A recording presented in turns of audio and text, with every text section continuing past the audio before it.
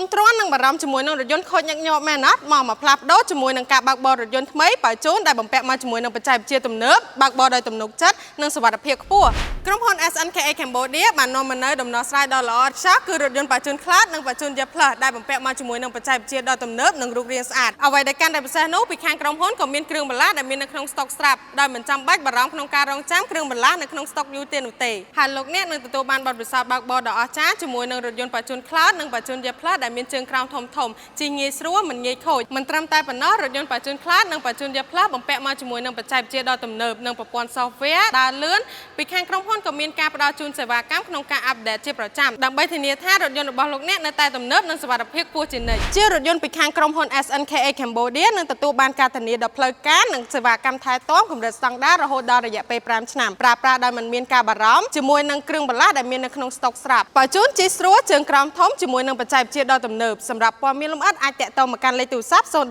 211 និង200ដែលមានទីតាំងស្ថិតនៅផ្លូវលេខ598ក្បែរភូមិគ្រឹះលោកឯកឧត្តមជាសុផារ៉ាបច្ចេកវិទ្យាដ៏ឆ្លាតវៃគុណភាពកូនកាត់អាមេរិក